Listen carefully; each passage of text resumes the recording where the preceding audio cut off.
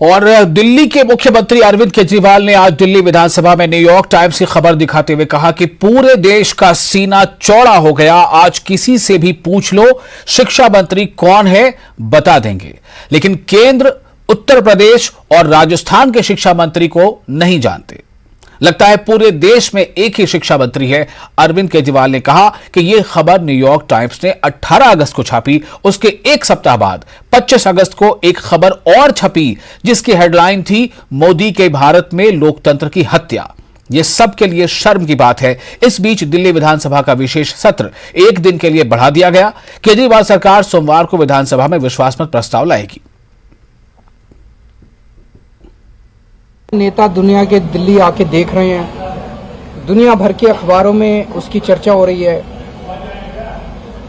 ये पूरे देश के लिए 130 करोड़ भारतवासियों के लिए गौरव की बात है, बहुत गर्व की बात है। सबका सीना चौड़ा हो जाता है जब देखते हैं कि न्यूयॉर्क टाइम्स के अंदर इतना शानदार आर्टिकल छपा, इस फलाने अखबार में इतना शानदार आर्टिकल छपा।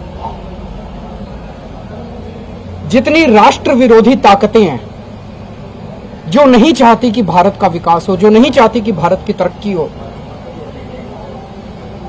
वो सारी ताकतें अब इसे रोकना चाहती हैं। अभी तक छोटे मोटे तरीके से, जैसे मुझे सिंगापुर बुलाया, इन्होंने जाने नहीं दिया, लेकिन अब ये कह रहे हैं यार दिल्ली सरकार खत्म करो। ऐसी सारी राष्ट्र विरोधी ताकतें इकट्ठी हो गई हैं हमारे खिलाफ, दिल्ली की आम आदमी पार्टी की सरकार के खिलाफ। दिल्ली की आज जो सरकार है, इतिहास की सबसे लोकप्रिय सरकार है, जिस वास्ट मेजॉरिटी से हम आए हैं, उस सरकार को गिराने के लिए अब सारी राष्ट्र विरोधी ताकतें इकट्ठी हो गई और वो दिल्ली की सरकार को गिराने का षड्यंत्र कर रही हैं। लेकिन हमारे एमएलए, हमारे मंत्री सब एकजुट हैं। कोई नहीं बिखरा, कोई नहीं टूट रहा, क्योंकि किसी ने कोई गलत काम नहीं किया, किसी को पैसे की हवस नहीं है। तो ये बड़ी अच्छी बात है। दिल्ली के लोगों को मैं कहना चाहता हूं कि आपने जिन लोगों को वोट दिया है, एक एक हीरा है, कोई नहीं टूटेगा। सरकार काम करती रहेगी, अच्छा काम करती रहेगी। ये झूठे केस एक के बाद एक झूठे केस करेंगे, चिंता मत करो। मुझे कहा जा रहा है कि शायद गुजरात चुनाव तक ये सिलसिला जारी रहेगा। जब तक भी जारी रहेगा, हम मजबूत हैं, डटे हुए हैं। और भारतीय जनता पार्टी के नेता सोनाली फोगाट की कथित हत्या के सिलसिले में उनके 2 सहयोगियों से गोवा पुलिस ने रात भर पूछताछ की। एक अधिकारी ने शुक्रवार को यह जानकारी दी है। उन्होंने बताया कि इस संबंध में दर्ज की गई प्राथमिकी में नामजद किए गए सुधीर सागवान और सुखविंदर वासी से पूछताछ की गई है। वहीं गोवा पुलिस के अनुसार सोनाली फोगाट को जबरन कुछ पिलाया गया था। आज गोवा पुलिस ने कहा कि सोनाली के पीए सुधीर सागवान और सुखविंदर सिंह ने सोनाली को जबरन कुछ पिलाने की बात मान ली है। पुलिस का कहना है कि दोनों को अरेस्ट कर लिया गया है। दोनों आरोपियों ने पार्टी के दौरान जबरन कुछ पिलाया था। आईजी ओमवीर सिंह के मुताबिक हमने सीसीटीवी फुटेज रिकवर किया है जिसमें सुधीर सागवान और सुखविंदर सोनाली के साथ पार्टी करते हुए दिखाई दे रहे हैं। सोनाली को जबरदस्ती ड्रग्स दिया गया था। सुखविंदर ने इस बात को माना है कि सोनाली को लिक्विड के फॉर्म में ड्रग्स दिया गया। आरोपी टॉयलेट में फोगाट को लेकर गए, वे 2 घंटे वहीं रहे। क्या किया, इस पर जब पूछताछ की गई तो कुछ नहीं बोल रहे हैं।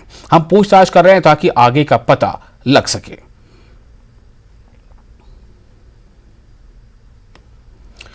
बिल्किस बानो मामले को लेकर भोपाल जिला कांग्रेस अल्पसंख्यक विभाग के बैनर तले कांग्रेस के कार्यकर्ताओं ने मध्य प्रदेश के राज्यपाल को ज्ञापन देकर अपराधियों के खिलाफ कार्रवाई की मांग की है। कांग्रेस के कार्यकर्ताओं ने गवर्नर हाउस में राज्यपाल के नाम से ज्ञापन पेश करके बिल्किस बानो मामले के अपराधियों को और अपराधियों का स्वागत और मिठाई खिलाने वालों के खिलाफ भी कार्रवाई की मांग की। जब देश आज़ादी के 75वीं वर्षगांठ मना रहा था, उसी दिन इन 11 लोगों को गुजरात सरकार की एक अपील पर उनको रिहा कर दिया गया। तो हमारी ये मांग है कि ऐसे अपराधियों को, जिन्होंने जघन्य अपराध किया हो, ऐसे लोगों को छोड़ना, नारी सम्मान का भी जो है वो गलत इस्तेमाल किया गया है। दूसरा ऐसे लोगों को पुनः जेल भेजा जाए। हम लोगों ने एक ज्ञापन सौंपा है जो बिल्किस जहां जो हैं उनके साथ जो अत्याचार हुआ है, जो 11 लोगों ने मिलकर उनके साथ दुष्कर्म किया और उनके घर वालों को उन्हीं के सामने मौत के घाट उतार दिया है। उनकी छोटी सी बच्ची थी 3 साल की जिसको मौत के घाट लोगों ने उतारा उनके सामने। और उनके इतना ज़्यादा मतलब हमारी सिटी में हमारे लोगों के साथ, हमारी महिलाओं के लिए जो हमारे प्राइम मिनिस्टर हैं, जो मोदी जी हैं, बड़ी बड़ी बातें करते हैं महिलाओं के सेफ्टी को लेकर। और उन्होंने मतलब उनकी, मैं बोलना चाहूँगी कि उनके राज में, उनकी सरकार में, उनकी गवर्नमेंट में उनको 15 अगस्त के दिन उनको छोड़ दिया गया है। उनके साथ उनका ऐसा सम्मान हो रहा है, उनका हार फूल ऐसे हो रहे हैं जैसे वो जंग जीत के आए हों। समाजवादी पार्टी औरंगाबाद यूनिट की जानिब से जिला कलेक्टर ऑफिस के रूबरू एहतजाजी धरना दिया गया। यह धरना गुजरात हुकूमत के फैसले के खिलाफ और बिल्किस बानो की हिमायत में दिया गया। इस मौके पर बिल्किस बानो के मुजरिमों की फौरी गिरफ्तारी का मुतालबा किया गया। मुजाहिरीन ने गुजरात हुकूमत के खिलाफ नारेबाजी की और मोदी हुकूमत की खामोशी पर नुक्ताचीनी की।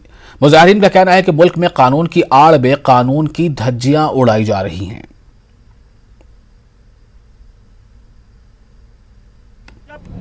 जालिमों के हिमायत में जाएगा, ये हाल है तो फिर अदालतों में कौन जाएगा? बाबरी मस्जिद टूट गई, हम खामोश रहे। प्रज्ञा सिंह छूट गई, हम खामोश रहे। लेकिन बिल्किस बानो के अपराधी को छोड़ा, हम खामोश नहीं बैठेंगे। आज ये चिंगारी आग की तरह पूरे मुल्क में फैलेगी और जब तक बलात्कारियों को फिर से सजा नहीं दी जाएगी, जब तक हमारा कारवां रुकेगा नहीं। इतना घिनौना अपराध करने के बाद भी अगर आरोपी बाहर फिरते हैं और खुलेआम फिरते हैं और उनका माफीनामा मिलने के बाद उनका जगह जगह स्वागत होता है, तो मैं समझता हूं ऐसी बीजेपी सरकार को जो बोलेंगे तो वो जो नारा दिए थे खाली मुंडी और ऊपर पैर, उससे भी बदतर करना चाहिए। क्योंकि बीजेपी सरकार यहाँ सिर्फ बलात्कारियों को, दंगाइयों को और कातिलों को खुले छोड़ दी जा रही है।